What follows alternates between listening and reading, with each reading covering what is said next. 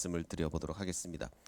어제 날짜로 기준으로 볼 때 전 세계 코로나 감염자가 600만이 넘었습니다.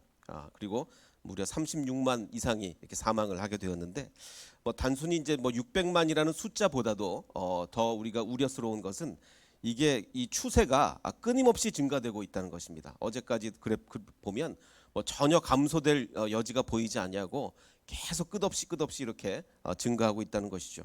그래서 도대체 이것이 언제 끝날 것인지, 또 올 겨울에 2차 유행이 또 다시 올 가능성이 거의 확실하다고 하는데, 도대체 우리가 어떻게 준비해야 되는지 참으로 고민스럽지 않을 수가 없습니다.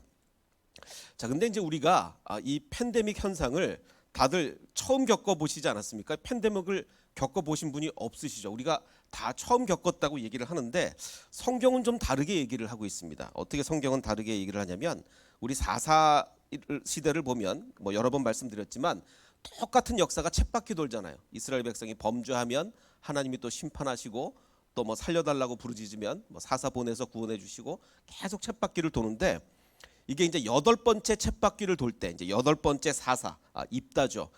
입다의 때에 하나님이 이렇게 말씀을 하십니다. 8바퀴를 이미 돌았는데 똑같은 역사를, 여호와께서 이스라엘 자손에게 이르시되 내가 애굽 사람과 아모리 사람과 암몬 자손과 블레셋 사람에게, 그 사람들에게서 이 애굽 사람에게서도 구원하지 않았느냐라고 하시는데, 지금 입다 시대에 살고 있는 이 사람들을 구원하셨습니까? 그 조상들을 구원하셨습니까? 조상들이잖아요. 그런데 하나님은 거듭 강조해서 너희를 구원하지 아니하느냐라고 얘기합니다. 내가 구원한 것은 너희다. 이 성경은요, 조상의 경험과 후손의 것을 동일시합니다. 왜? 하나님의 원칙에 의하면 뭡니까? 우리 조상이 하나님을 경험한 것이 그대로 자손에게 전수가 돼야 돼요. 그대로 그 교훈이, 그래서 주일학교가 그래서 중요한 겁니다. 우리 부모가 경험한 하나님을 그대로 자녀들에게 전수가 돼야 되고, 어느 정도로 하나님께서 자녀들에게 내가 너희를 그렇게 하지 않았느냐라고 할 정도로, 그 정도로 자녀들에게 전해져야 되는 거죠. 12절에도 또 시돈 사람과 아멜렉 사람과 마온 사람이 누구를 압제할 때? 너희를 압제할 때 너희가 부르짖음으로. 이거 다 옛날 얘기들. 우리 그 아버지 할아버지 때 그때 있었던 일을 너희가 그러지 않았느냐? 내가 너희를 그들의 손에서 구원하였다라고 이야기를 합니다. 자, 그러면 우리는 이렇게 얘기합니다. 이 팬데믹 현상을 처음 겪어보는 거기 때문에 우리가 도대체 하나님 앞에서 우리가 어떻게 될지, 예배를 어떻게 드려야 될지, 예배를 중단하라고 하는데 이걸 어떻게 될지 우리는 모르겠습니다 라고 얘기하면 안 된다는 거예요. 왜? 이미 역사에서 그런 일이 여러 번 반복이 됐기 때문이죠. 자, 그런데 이제 신학자들조차도 이렇게 얘기를 합니다. 신학자들이 참 안타까운 것이, 신학자들이 과거에 대한 이 연구가 너무 안 돼 있는 거예요. 여기서 마찬가지 너희가 이렇게 계속 반복되는데, 한 우리나라에서 제일 큰 신학교 전 총장님께서 우리 제일 이제 교회 신문에 이제 기독교 신문에 이제 인터뷰를 실었는데, 한국 교회가 주일 예배를 포기한 것은 세계 기독교 역사상 처음 있는 일이다. 이렇게 이제 인터뷰를 실었고, 많은 신학자들이 이건 우리가 한국 교회가 예배 중단하고 이렇게 된 건 역사에 한 번도 없었던 일이다. 기독교 역사에. 이렇게 여러 신학자들이 얘기를 했어요. 저도 이제 그 얘기를 듣고 그런가 보다라고 하고, 제가 그렇게 설교 시간에 얘기한 적이 있는지 잘 기억은 안 나지만, 하여간 신학자들이 그렇다니까 이제 그런 줄 알았는데, 제가 좀 조사를 좀 해보니까 전혀 아니었던 거죠. 이게 아주 간단한 조사로 이게 확인이 되는 겁니다. 이게 미시간 대학에서 만든 스페인 플루, 그러니까 스페인 독감, 우리 100년 전 1918년부터 있었던 일이니까, 우리나라 역사로 치면 거의 3.1 운동이 1919년이니까 3.1 운동 당시에 있었던 스페인 독감에 대한 거를 이 미시간 대학에서 완전히 그때 당시 신문 기사나 이런 걸 완전히 다 정리를 해서 검색 하나면 바로 나올 수 있게 했습니다. 그래서 제가 뭘 검색해 봤냐면, 철치 클로징, 교회가 문 닫은 적이 있느냐를 검색을 해봤더니 교회 문 닫은 거에 대한 역사가 쫙 나오는 거예요. 심지어 이런 신문 기사도 나옵니다. 켄터키 주에서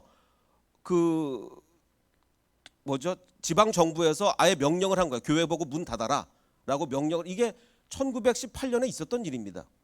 근데 신학자들이 이걸 조사도 안 하고 그냥 이거 기독교 역사에 처음 있었던 일이다. 어떻게 한국 교회가 문을 닫는 아니에요. 굉장히 많은 자료가 있어요. 그래서 뭐 심지어는 어떤 사람들은 목사님들이 막 거기 반대도 하고 뭐 어떤 사람들은 막 체포도 그거 막 거부하다가 체포도 당하고 이게 100년 전에 1918년에 있었던 일입니다. 그래서 제가 우리 그 전도사님들한테 우리 아직도 신학교 다니는 전도사님들이 있으니까 물어봤어요. 학교에서 배웠냐? 이 100년 전에 있었던 이 첫 교회가 문 닫고 그 교회가 문 닫은 이후에 어떻게 대처를 했고 이런 것들이 신학적으로 연구가 되고 저기 학교에서 배웠냐? 뭐 전혀 안 배웠다는 거예요. 너무 답답한 게 아니 이거를 신학자들이 안 하고 이 목회하느라고 바쁘니 전 그냥 목사인데 목사가 왜 이거를 조사를 해야 되고 이런 좀 너무 답답한 것들이 있습니다. 과거의 경험으로부터 배우질 못해서 그런 거예요. 하나님께서는 내가 너희 조상들을 이렇게 했으면 너희를 그렇게 한 것과 똑같다. 조상으로부터 완벽하게 배워야 된다라고 하나님은 말씀하고 있는 거고 우리도 스페인 플루의 그 영향 그리고 과거 패스트 당시에 교회가 어떤 일 정확하게 분석해서 앞으로 우리가 배우고 우리 후손들에게 전달을 해야 되는 거죠. 근데 그게 너무나 안 돼 있는 것이 안타까운 거죠. 그래서 우리는 반드시 과거의 역사를 통해서 배워야 된다. 그래서 교회에서 반드시 교회 역사를 가르쳐야 됩니다. 교회 역사를 알고 성경을 해석하는 것과 교회 역사를 모르고 성경을 해석하는 것은 정말 천지 차이기 때문에 교회에서 반드시 교회 역사를 가르쳐야 되는 것이죠. 14세기 패스트만 봐도 그렇습니다. 뭐 아시다시피 유럽 인구의 거의 뭐 3분의 1 이상이 사망했다고. 3분의 1이면 뭐 3명 중에 1명이 죽은 거니까 뭐 어마어마한 거 아니겠습니까? 정말 이 사람들의 그 트라우마라는 것은 뭐 어느 것에도 견딜 수 없는 세 사람 중에 1명이 죽었는데 그 트라우마가 얼마나 크겠습니까? 그러면 그 세상이 완전히 뒤집어지는 겁니다. 이 정도 충격이면 세상이 뒤집어지는 거죠. 자, 특별히 이 3분의 1이 사망을 했는데 주로 어떤 좀 부자들이 많이 죽었겠습니까? 가난한 사람들이 많이 죽었겠습니까? 당연히 생활 환경이 열악한 가난한 자들이 더 큰 피해를 입었어요. 이 당시에도 이제 이 중세 시대다 보니까 교황이 도대체 얼마나 죽었는지를 조사를 하라고 이제 교황이 명령을 내린 적이 있습니다. 그래서 각 지역별로 조사한 데이터들이 좀 남아 있는데, 자, 잉글랜드의 경우에는 귀족이 얼마나 죽었나 이게 뭐 그당 옛날 기록이기 때문에 얼마나 정확하게 조사했는지는 신뢰성은 조금 떨어지긴 합니다만 귀족은 한 27% 정도 죽었다고 합니다. 근데 왜 귀족은 적게 죽었냐면 그 석조 건물, 그러니까 석조 건물에 살아요. 귀족은 옛날에 그 아주 가난한 사람들은 목조 건물에 살고 귀족은 석조 건물에 살았기 때문에 석조 건물에는 쥐가 별로 없습니다. 이 패스트는 쥐로 인해서 옮기기 거기 때문에 귀족 사망률은 낮은데 빈민 사망률은 거의 지역에 따라는 70%까지 사망을 하게 됩니다.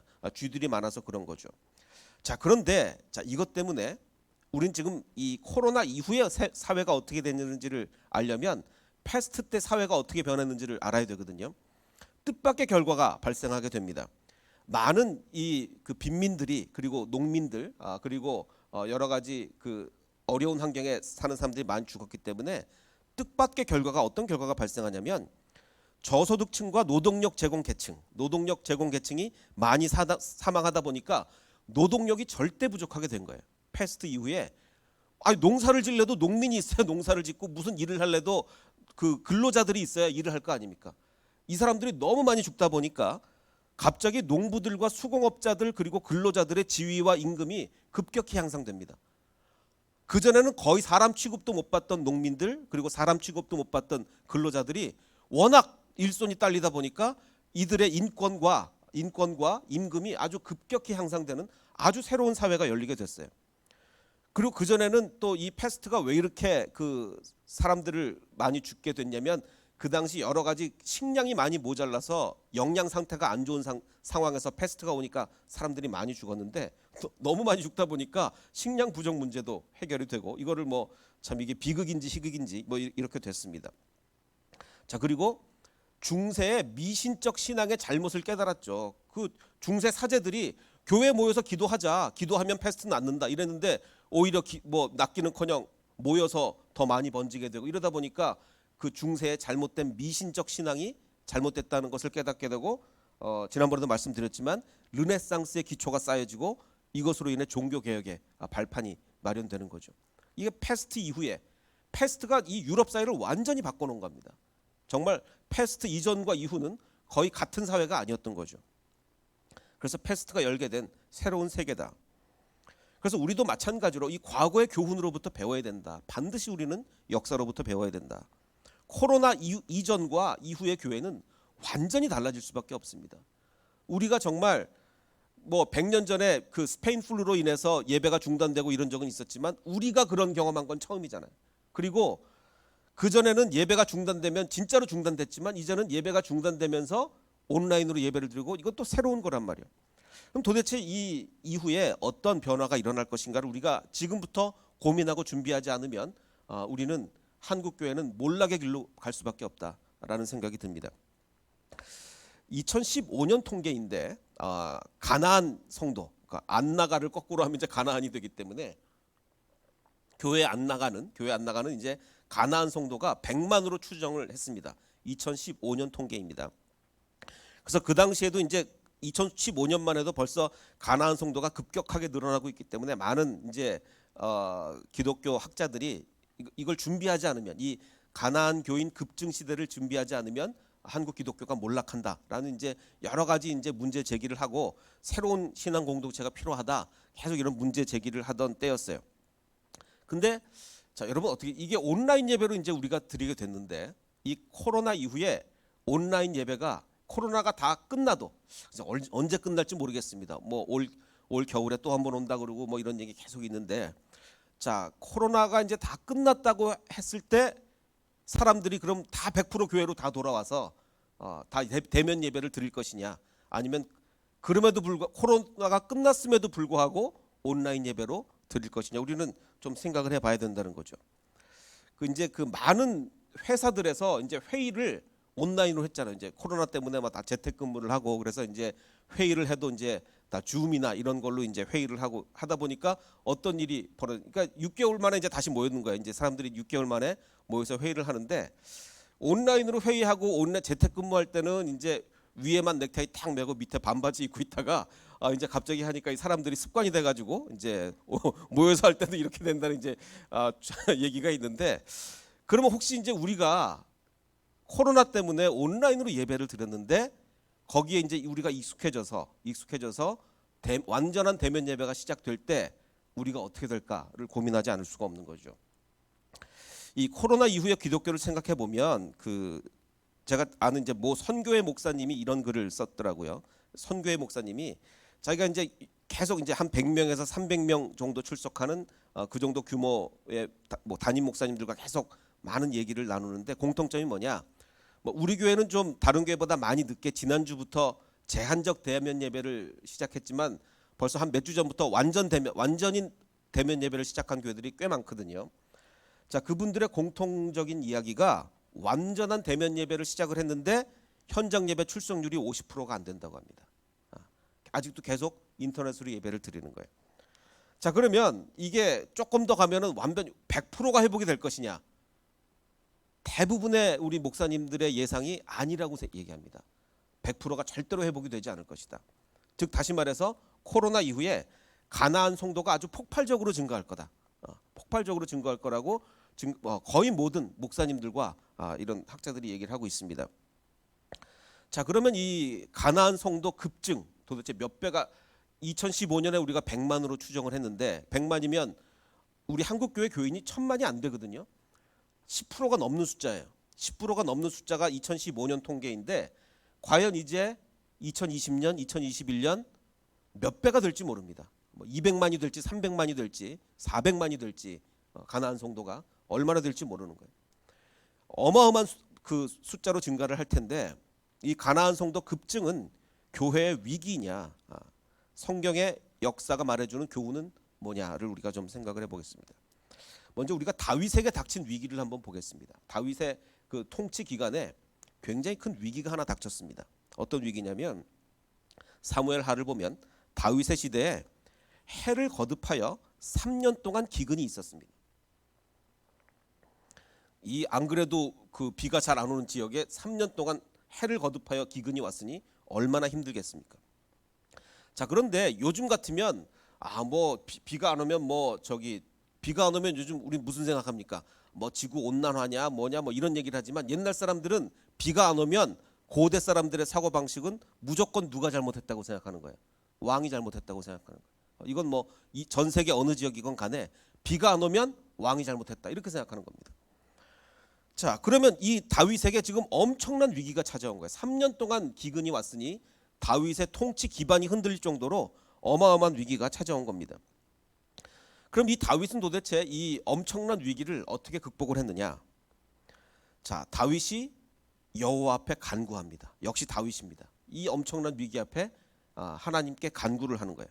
그러자 하나님이 대답을 해주시는데 뭐라고 대답을 하시냐면 지금 비가 안 오고 이런 위기가 찾아온 것은 네가 잘못한 게 아니고 사울이 피를 흘린 그러니까 사울과 함께 피를 흘린 그의 집으로 말미암아. 이게 무슨 얘기냐면 사울과 사울의 집안이 어떤 사람들의 피를 흘렸다. 즉 사울과 사울 집안이 잘못했다.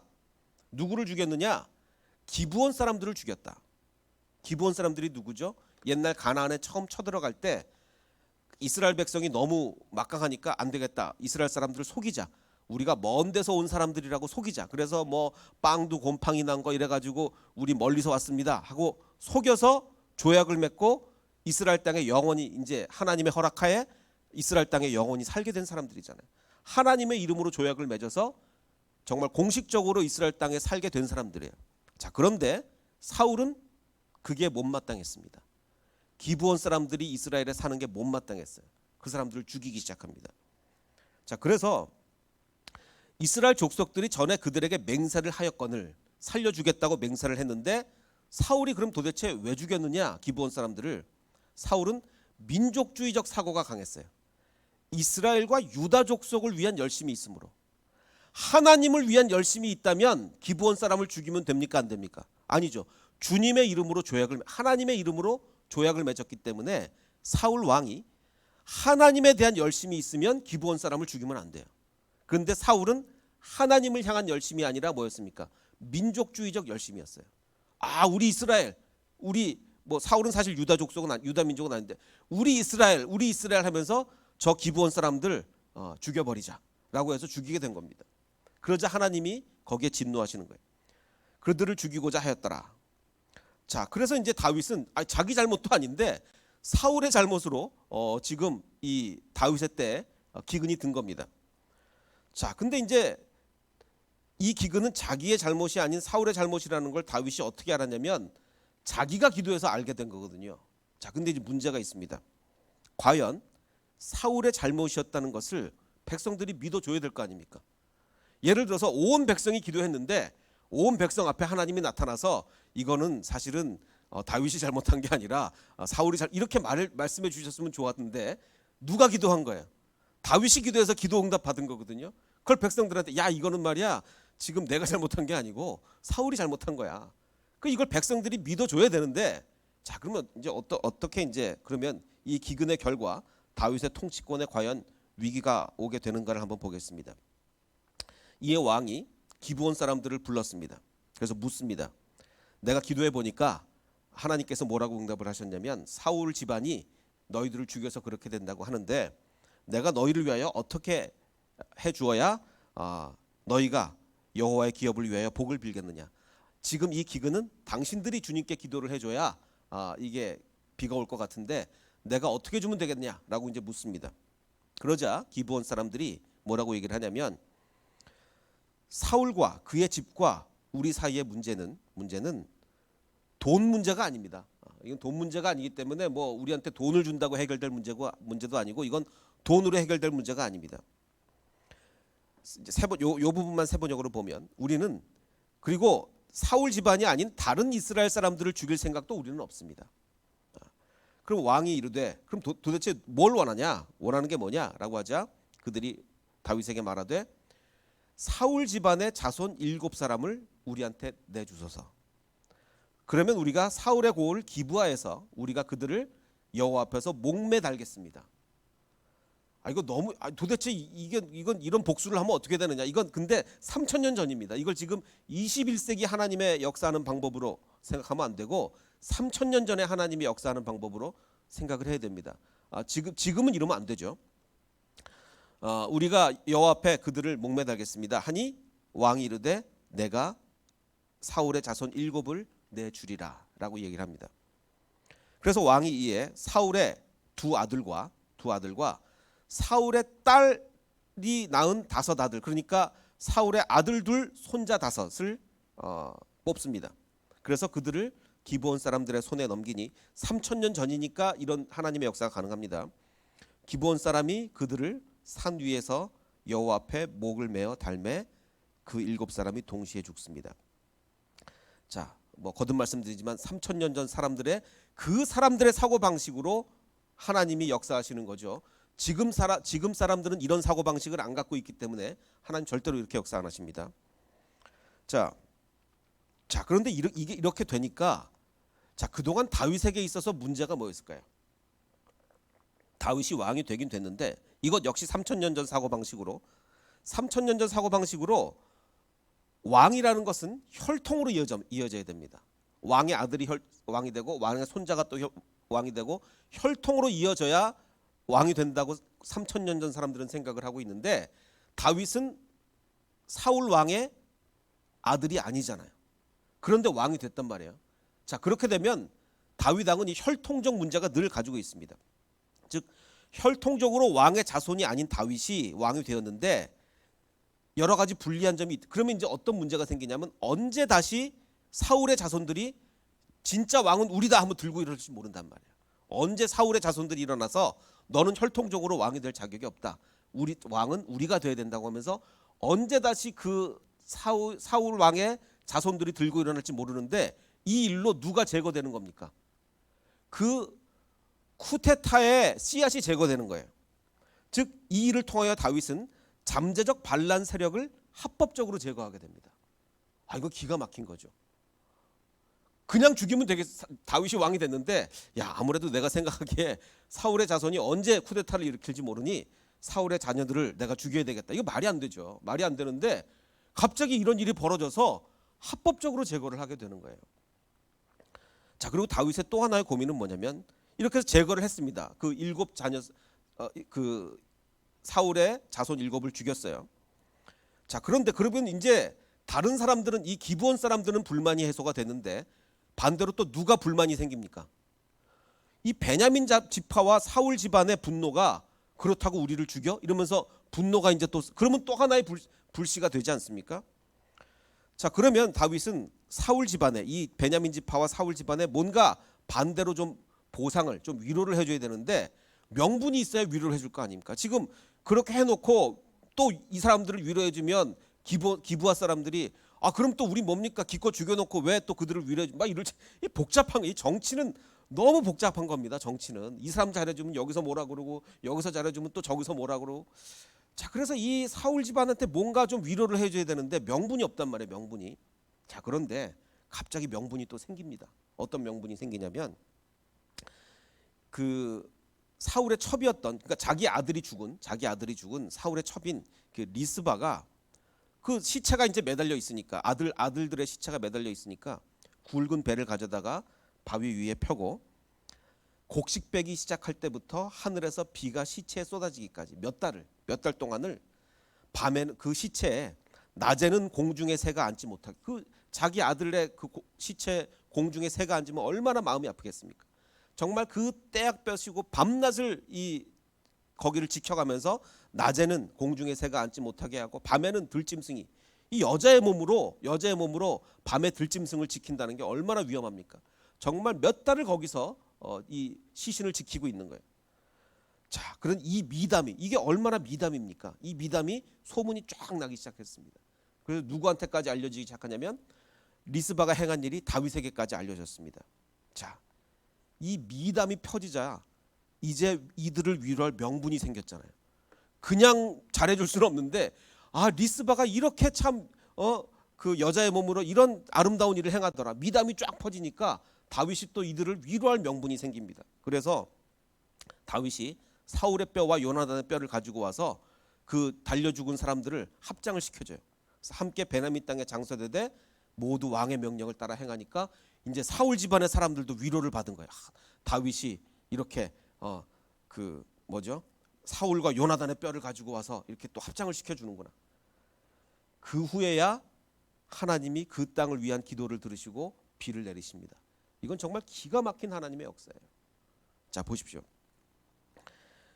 3년 동안에 무려 3년의 기근입니다. 이 다윗에게 닥친 절대절명의 위기예요. 사람들이 다윗 왕 때문에 아마 누구나 다 손가락질을 하고 있었어요. 야, 왕이 이게 사울 왕 이게 아들도 아닌데 저 혈통적 정당성도 없는 다윗이 왕이 되고 나니까 이게 3년 기근이 온다. 막 다 이랬을 거 아니에요.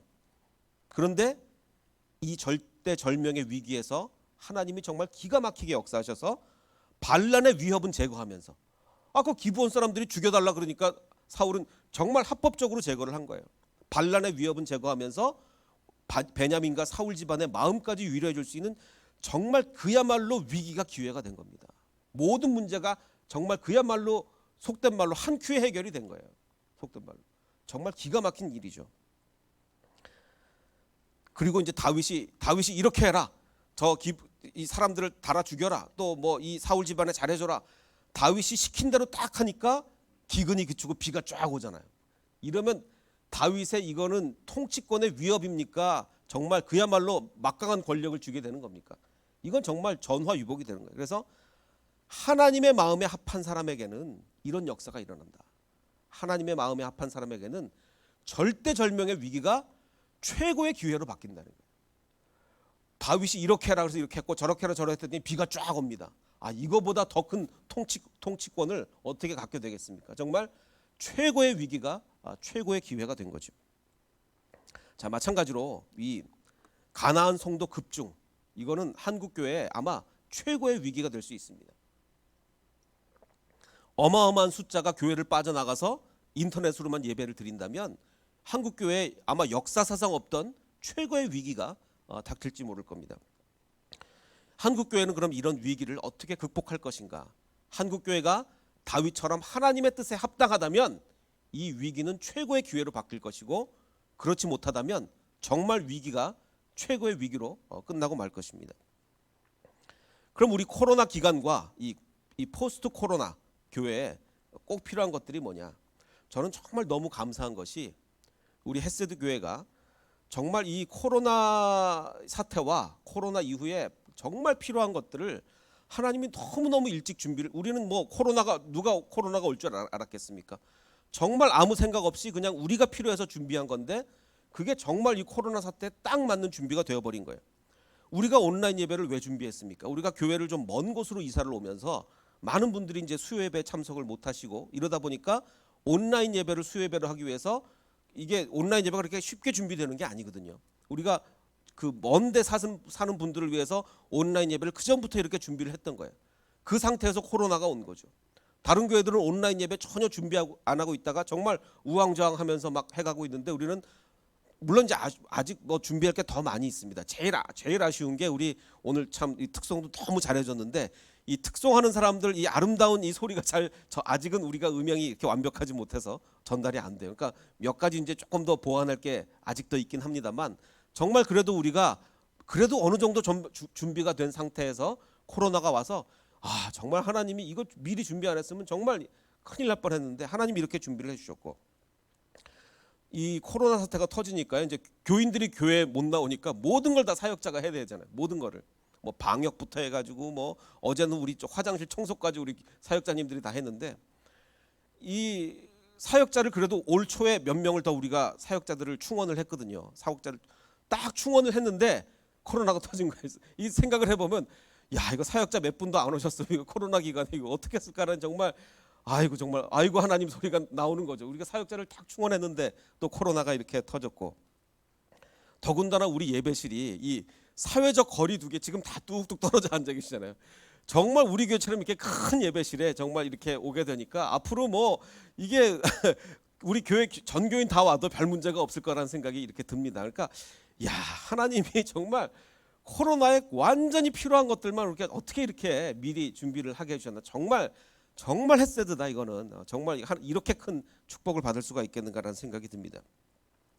그래서 저는 우리 헷세드 교회가 하나님의 뜻에 합당한 교회라면 위기가 기회가 될 수 있다. 이 코로나 위기가 되는 것이 아니라 우리에게는 오히려 기회가 될 수 있다. 이런 생각이 듭니다. 그런데 우리 교회만 기회가 돼서는 안 되겠죠. 우리 한국교회 전체가 기회가 돼야 되지 않겠습니까? 그 이제 우리가 인터넷으로 예배를 드리는데 제가 사실 20년 전에 인터넷으로 예배를 드리는 교회를 개척을 했었습니다. 그냥 인터넷으로 예배 드리는 게 아니라 그 장애인들이 이제 교회를 못 가잖아요. 중증 장애인들이 이제 교회를 못 가기 때문에 물론 20년 전만 해도 다 중증 장애인들이 이제 그냥 그때 당시 20년 전에는 유튜브도 없었고 하기 때문에 대형 교회 아주 초대형 교회만 그 예배 방송을 하고 있었어요. 유튜브가 아니고 그냥 자체 서버로 초대형 교회만 이제 예배 방송을 하고 있었기 때문에 이제 중증 장애인들은 교회를 못 가고 이제 그 초대형 교회를 이제 그 인터넷 예배를 드리고 있었는데 그러다 보니까 소속감도 없고 그 교회 교인도 아니고 어느 누가 하나 관리해 주는 사람도 뭐 붙잡고 기도해 주는 사람이 있나 뭐 채팅으로 성경 공부를 가르쳐 주는 사람이 있나 뭐 그런 게 아무도 없었기 때문에 제가 이제 20년 전에 장애인을 위한 인터넷 교회를 개척을 했어요. 그래서 채팅으로 성경 공부를 해주고 채팅으로 기도를 해주고 또 그 설교를 올려서 그분들을 위한 설교를 계속하고 근데 20년 전에 이게 유튜브가 없으니까 설교 하나 올리는 게 너무너무 힘든 일이었단 말이에요. 그래서 근데 어쨌든 그게 굉장히 주목은 받아서 이게 신문에도 났어요. 그냥 그 장애인을 위한 인터넷 교회가 설립이 됐다. 이게 불교 신문에도 났습니다. 그래서 제가 불교 신문에 한번 난 적이 있어요. 그래서 이제 20년 전에 이제 이 장애인을 위한 인터넷 교회를 설립을 하고 이제 제가 미국 가서도 계속 거기서 이제 설교 올리고 미국에서도 채팅으로 계속 이 장애인들 성역 공부를 가르쳐 주고 막 이랬는데 이게 그 유튜브가 없으니까요. 너무너무 기술적으로 너무너무 힘든 거예요. 그래서 도저히 하다 안 돼서 결국은 이제 이게 중도에 포기를 하게 됐는데 아마 요즘 같으면 얼마든지 가능했지 싶은데 이게 너무 일찍 시작을 했나 이제 그런 생각이 좀 듭니다. 자, 마찬가지로 지금 코로나 이후에 시작될 가나안 성도 글쎄 몇백만일까요? 200만, 300만, 400만, 몇백만일지 모릅니다. 이 가나안 성도 한 300만이라고 합시다. 가나안 성도 300만 시대. 자, 이 가나안 성도들을 우리가 어떻게 예배하게 할 것입니까? 무조건 교회로 오라고만 할까요? 얼마 전까지만 해도 이 코로나 전까지만 해도 우리가 인터넷 예배를 인정을 안 했거든요. 인터넷 예배가 무슨 예배냐 와야지라고 하면서 가나안 교회 교인들을 어떻게 보면 방치를 했어요. 왜냐? 가나안 교인들한테 인터넷으로라도 예배를 드리라라고 접근한 게 아니라 어떻게 접근을 했죠? 교회 와라 라고 하니까 지금 교회에서 상처받고 교회 뭐 문제 생기고 막 이래가지고 교회 떠나는 사람한테 교회를 오라고 하니 옵니까? 그러니까 아예 이 사람들은 교회를 안 올 뿐만 아니라 예배로부터 멀어졌어. 아예 예배로부터 멀어지는 이런 문제가 발생했던 거죠. 자, 그러면 이제 그 가나안 성도 300만 400만 시대에 우리는 이 가나안 성도를 어떻게 섬겨야 될 것인가? 거기에 따라서 한국 교회가 완전히 추락을 할 수도 있고 오히려 더 한국 교회가 큰 기회를 맞을 수도 있다고 생각이 듭니다. 우리는 생각을 바꿔야 돼요. 왜? 하나님은 어느 시대냐 따라서 완전히 다르게 접근하는 걸 우리가 볼 수가 있어요. 예를 들어서 그 이방이나 사마리아인 문제만 해도 그렇습니다. 에스라가 이제 그 바벨론 포로로 끌려가 있다가 사람들이 이제 우리 예루살렘 성을 다시 성전과 예루살렘 성벽을 건설하자 그래서 포로가 귀환을 했죠. 예루살렘으로 다시 와서 무너진 성벽을 세우고 무너진 성전을 다시 건설하고 이랬습니다. 이제 에스라가 또 왔죠. 이제 사람들이 1차로 가고 에스라가 이제 또 사람들을 이끌고 또 왔어요. 지원군으로 온 거죠. 예루살렘에 와 보니 어떤 문제가 발생했냐면 지도자들이 에스라에게 이렇게 얘기합니다. 세번역 성경을 보면 에스라님 큰일 났습니다. 지금 우리가 이제 포로에서 귀환을 했는데 이후 우리 이스라엘 백성이 제사장이나 레위 사람마저도 이방 백성과 관계를 끊지 않고 혼인 관계를 지금 맺고 있습니다. 이방 사람의 딸을 아내로 맞아들입니다.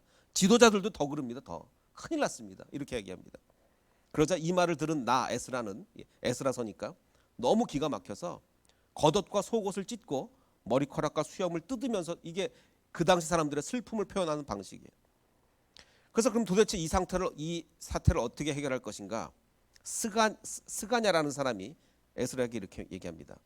너무 사태가 심각하니까 이방 여자를 데려와서 아내를 삼음으로써 하나님께 죄를 지었지만 아직도 우리에게 희망은 있습니다. 어떤 희망이 있느냐? 이방 여자들과 그에게서 난 아이들을 다 내보냅시다. 이혼시키고 쫓아내버립시다. 누구까지? 애들까지 라고 얘기를 합니다. 율법대로 해야 되겠습니다. 그러자 에스라가 그거 참 정말 이게 하나님이 원하시는 방법이다 라고 생각하고 그대로 하기로 합니다. 자, 그래서 그야말로 누가 이방 여자와 결혼했는지를 색출하기 시작합니다. 색출 기간이 열째 달 초하루에 시작해서 이듬해 첫째 달 초하루 몇 달 동안을 전수조사, 5만 명이 넘는 귀한 자를 전수조사를 해서 누가 이방 여자와 결혼했는지를 샅샅이 찾아낸 거예요. 전부 다 이혼시켜버리고 전부 다 애들, 그 아이들까지 다 내쫓아버립니다. 자, 근데 이게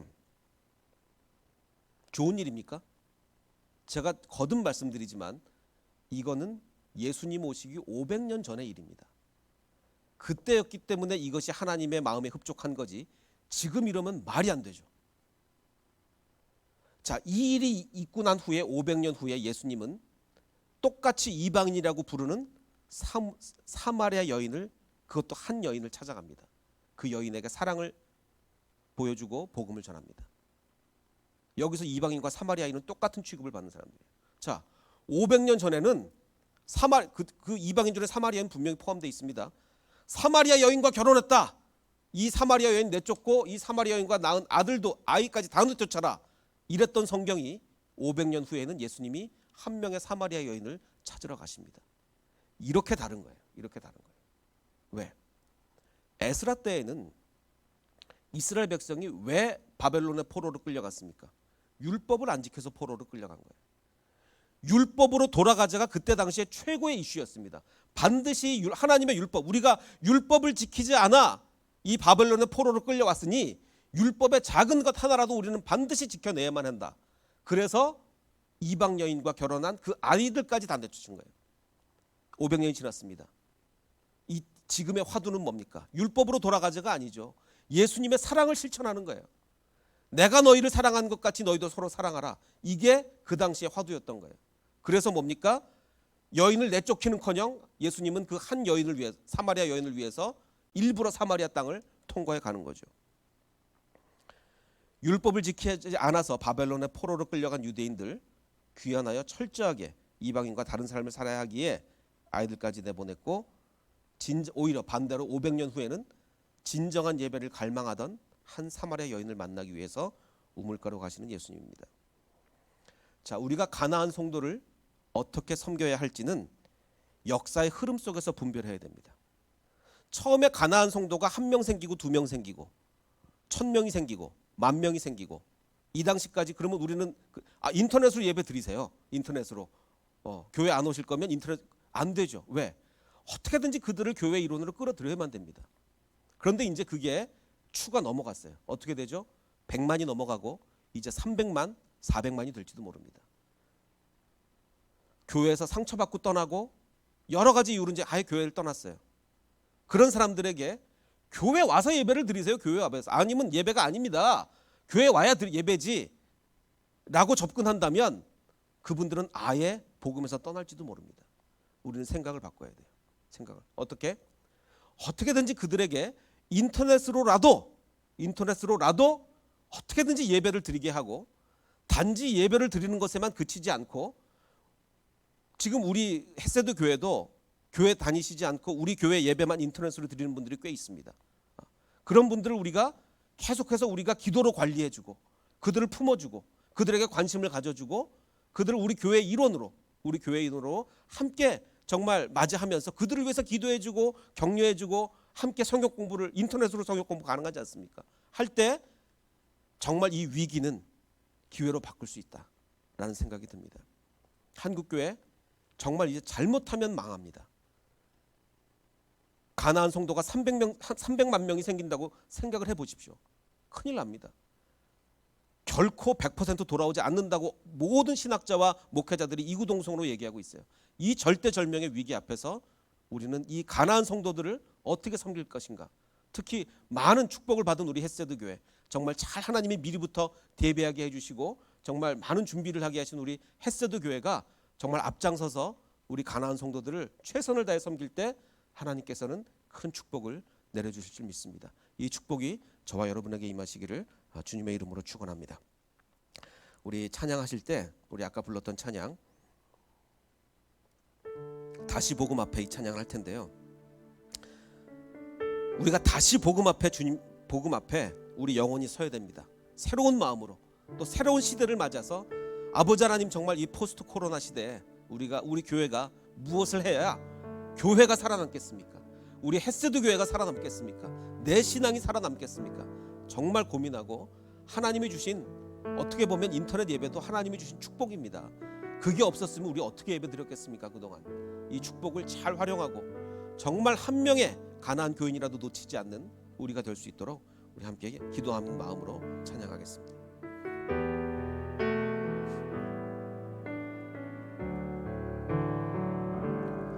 많은 이들 말하고 많은 이들 노래는 하지만 정작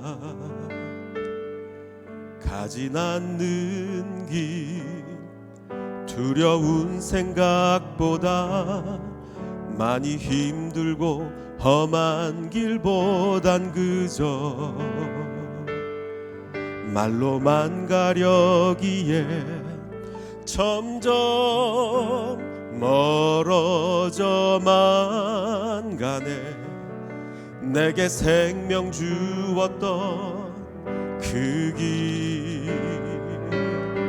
점점 이용하려 하네.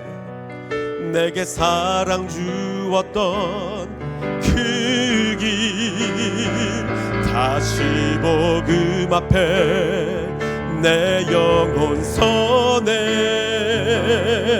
주님 만난 그때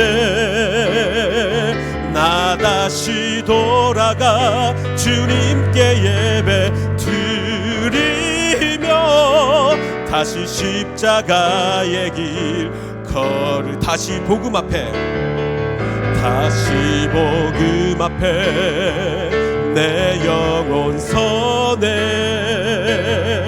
주님 만난 그때 나 다시 돌아가 주님께 예배 드리며 다시 십자가의 길 걸으리. 우리 잠시 기도하게 될 때 아버지 하나님, 이제 가나안 성도가 300만이 될지 400만이 될지 모르는 그러한 시대가 되었습니다. 엄청난 숫자가 교회를 떠날 것입니다. 아버지 하나님, 이 시대에 우리가 해야 될 일이 무엇입니까? 우리에게 무엇을 요구하고 계십니까? 내가 다시 복음 앞에 내 영혼이 서서 주님께서 나에게 부여하신 그 사명을 감당하여 우리가 이 위기를 기회로 바꾸는 우리가 되게 해 주시옵소서. 그리고 아버지 하나님, 혹시 내 삶에도 나의 삶에도 어떤 위기가 있습니까? 우리 헤세드의 모든 가정에 있는 그 위기들이 우리가 복음 앞에 다시 섬으로 기회가 될 수 있도록 주님 축복하여 주시옵소서. 우리 함께 이 기도를 주님께 드리겠습니다. 아버지 하나님, 우리 헤세드 교회 축복하여 주시니 감사합니다. 많은 것을 미리 준비하게 하셨습니다. 아버지 하나님, 이제 우리가 주님께서 부여하신 그 사명을 감당하게 하여 주시옵소서. 많은 우리 가나안 성도들을 우리가 섬길 수 있도록 주님 축복하여 주시옵소서. 아버지 하나님, 우리 헤세드 교회 많은 우리 가정들 한 가정 한 가정 주님께서 축복하여 주셔서 그 가정에 있는 모든 위기들이 기회로 바뀔 수 있도록 주님 축복하여 주시옵소서. 아버지 하나님, 내 삶에 위기가 있습니다. 아버지 하나님, 다윗이 주님 앞에 무릎 꿇었을 때, 주님 앞에 묻고 주님 앞에 무릎 꿇었을 때 하나님의 마음에 그 합한 사람 다윗은 위기가 기회가 되었을 줄 믿습니다. 내 삶도 위기가 기회로 바뀌는 삶이 될 수 있도록 주님 축복하여 주시옵소서. 우리 다 함께 일어나 함께 찬양하며 고백합니다. 아버지 하나님, 내 가정에 내 삶에 많은 위기가 있습니다. 다윗이 하나님의 마음에 합한 사람이었기에 기회가 되었듯이 우리 가정의 위기도 기회가 되게 하시며 우리 한국교회 위기도 기회가 되게 하여 주시옵소서. 우리 고백하며 찬양합니다.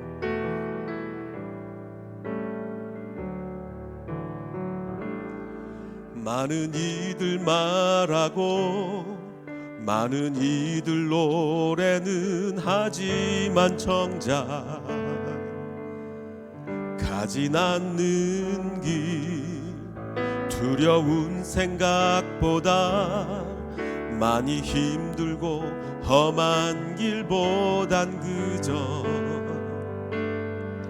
말로만 가려기에 점점 멀어져만 가네. 내게 생명 주었던 그 길 점점 이용하려 하네. 내게 사랑 주었던 그 길 다시 복음 앞에 내 영혼 서네. 주님 만난 그때 나 다시 돌아가 주님께 예배 드리며 다시 십자가의 길 다시 복음 앞에 내 영혼 서네. 다시 복음 앞에 내 영혼 서네. 주님 만난 그때 나 다시 돌아가 주님께 예배 드리며 다시 십자가의 길 걸으리. 아버지 하나님, 코로나 이후에 이 사회가 어떻게 될지, 우리 교회가 어떻게 될지 너무나 참담하기만 합니다.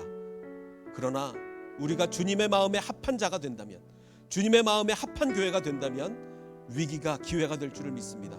우리 헷세드 교회 모든 가정 그리고 우리 교회 주님의 마음에 합한 자가 되어 모든 위기가 기회로 바뀌는 놀라운 역사 일어날 수 있도록 축복하여 주시옵소서.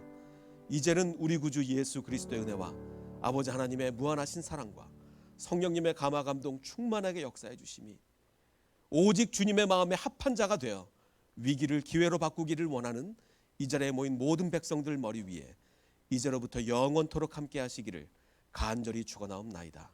아멘.